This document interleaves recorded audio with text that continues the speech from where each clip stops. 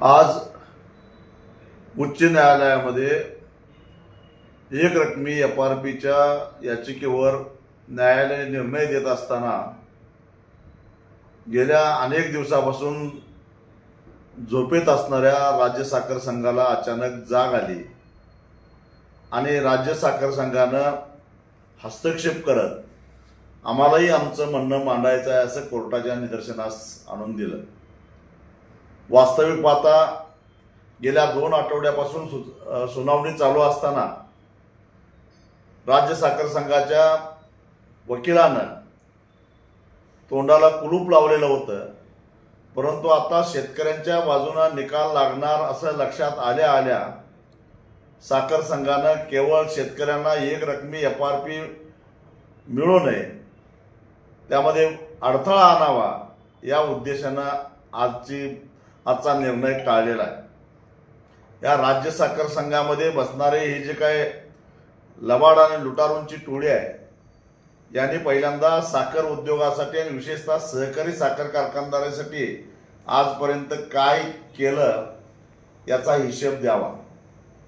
तो हिशेब मागण्याचा आम्हाला निश्चितच अधिकार आहे, कारण महाराष्ट्रातला प्रत्येक ऊस उत्पादक शेतकरी टनाला 1 रुपया वार्षिक वर्गणी या राज्य साखर संघाला देत असतो। वर्षाला जवळपास 5 कोटी रुपयाची वर्गणी जमा करायची। स्वर्गीय वसंतदादांच्या कृपेनं भरमसाठ अशी मालमत्ता आधीच या साखर संघाची तयार झालेली आहे।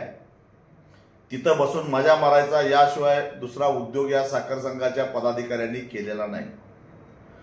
सहकारातले साखर कारखाने आजारी का पडतात, त्यांची विक्री का होते या संदर्भातला एखादा अहवाल तयार करावा असं या साखर संघाच्या पदाधिकाऱ्यांना कधी वाटलं नाही।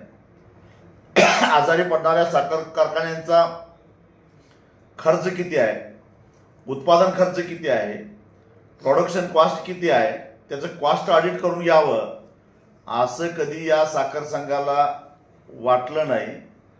खरेदीमध्ये होणाऱ्या भ्रष्टाचारावर आळा घालावा असं कधी वाटलं नाही। 2 साखर कारखाने राजकीय हेवेदेव्यापोटी कारखान्याचं गाळप क्षमता वाढवून दोघंही एकमेकाला अडचणीत आणतायत, यावर नियंत्रण आणावं असं कधी या साखर संघाला वाटलं नाही। मात्र शेतकऱ्याला एक रकमी एफआरपी मिळत असताना खरं तर सरकारच्या कृपेनं तुकड्या तुकड्यामध्ये एफआरपी देण्याचा जो निर्णय 2022 साली झाला या देशामध्ये कुठेही असा निर्णय झालेला नाही, केवळ महाराष्ट्रामध्ये झालेला होता। त्यावेळी हा साखर संघ झोपा काढत होता आणि यावेळी मात्र अशा पद्धतीनं शेतकऱ्यांच्या आड हा साखर संघ आलेला आहे। एकदा पायातलं हातात घेऊन या साखर संघाच्या पदाधिकाऱ्यांना सुद्धा आम्ही जाब विचारल्याशिवाय सोडणार नाही। जरी मंगळवारपर्यंत सुनावणी पुढे गेली असली तरी सुद्धा आम्ही तसूभर मागे हटणार नाही जोपर्यंत शेतकऱ्याला एक रकमी एफआरपीचा निर्णय होणार नाही तोपर्यंत आम्ही लढत राहणार।